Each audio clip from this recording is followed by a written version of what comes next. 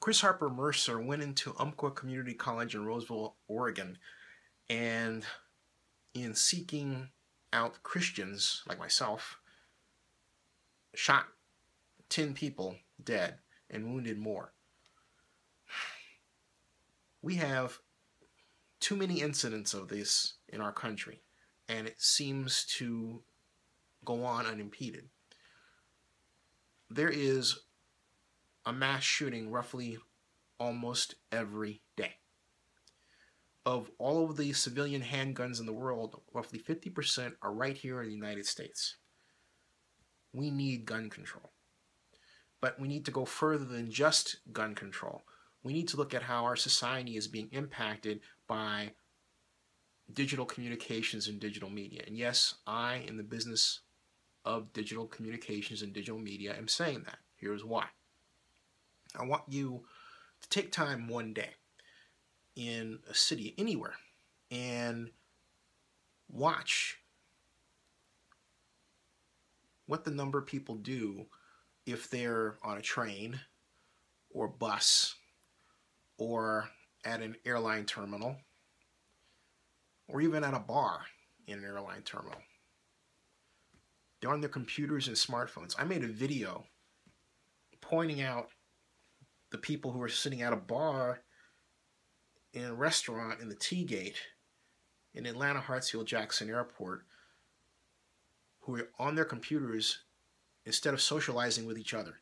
It was weird and unnatural. I had to capture it on video. In fact, an Atlanta blogger found my video and commended me for making the observation and putting it out there as a video blog. But what struck me and caused me to make that video is the number of times I see this played out multiple times a day. People connecting on their phones instead of with each other in space, talking to people that they don't know. Socializing is the term. That little thing, that little way of connecting that we've done so many times in our lives and some people have done before us, is being lost. And you can't lose that without a concomitant impact. But there's another factor, and simply it's that the divorce rate is what, it's 50%. There are people who go their lives without wanting to get married, having that significant other, and yeah, male, female is the classic pairing, but someone. The bottom line is we don't prize a male-female relationship raising a kid as much as we used to. Some of you are going to react negatively to that statement, but it's simply a fact. I'm not criticizing anyone's right to have a same-sex marriage. No, I'm not talking about that.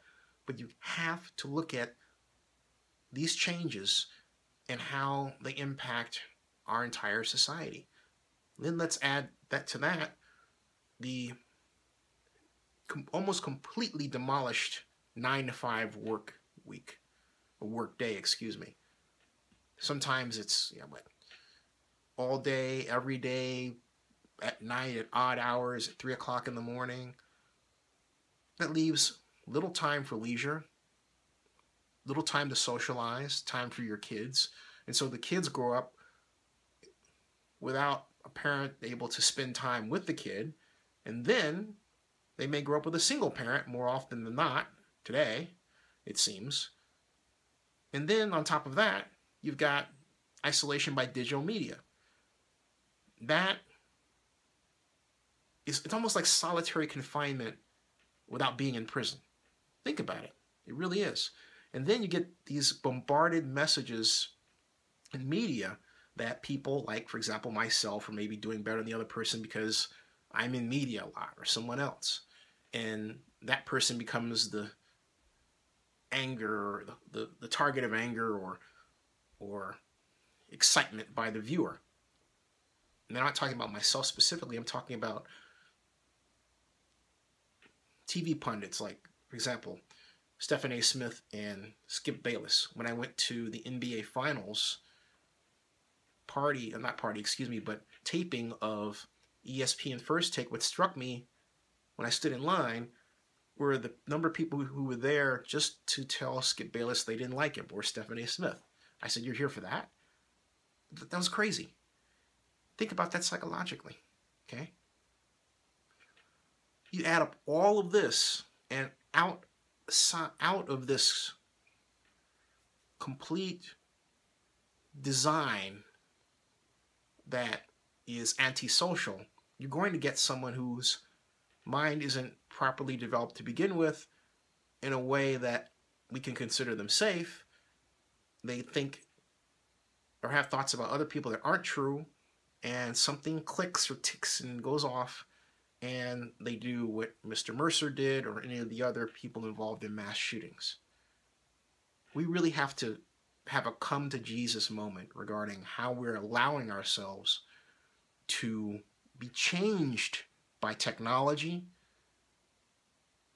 and our ideas of socialization today.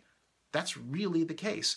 It's not just gun control. We definitely need gun control, but it's more than that. We need a more comprehensive look at what we're doing to our society. My condolences to the families and friends of those who lost their lives.